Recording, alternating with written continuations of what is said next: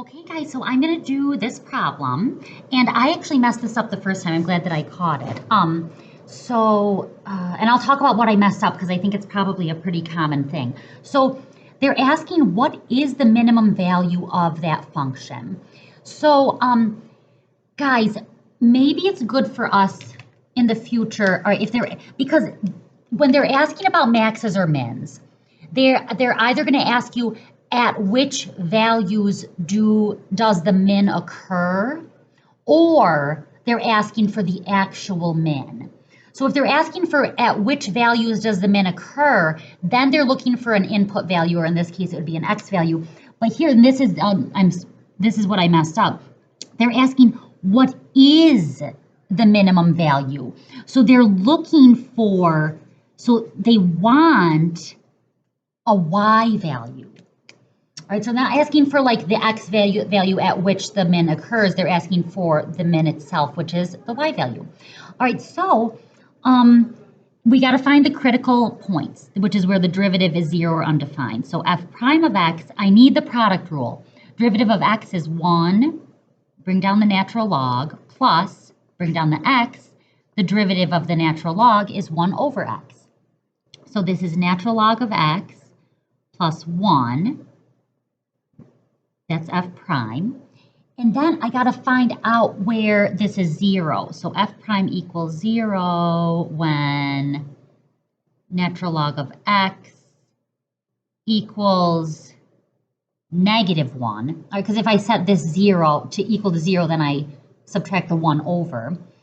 And guys, remember that natural log is log base e. And then we did this a lot last year.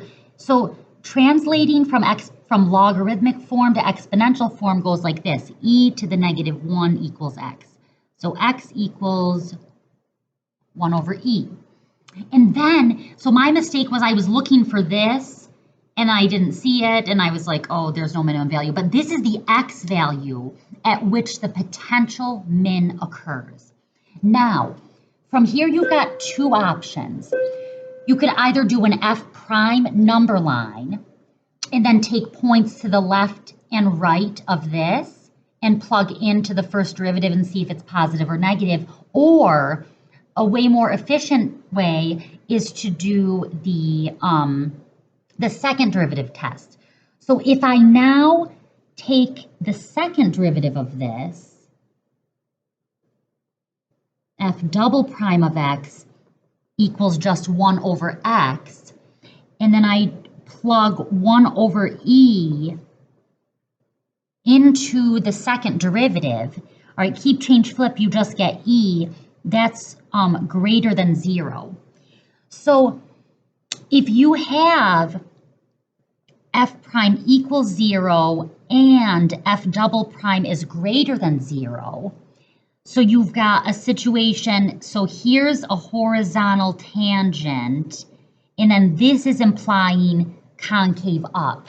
So a horizontal tangent on a concave up graph looks like this. Okay, so we do in fact, this is in fact a min. All right, if this ended up being less than 0, then we would have f double prime less than 0, so we'd have concave down, so it'd be a max. So yeah, so the answer is, I don't see it. Oh, shoot, duh, never mind, because I'm not done. Okay, so now I'm looking for the y value. So I need to take this x value and plug it in to the original function.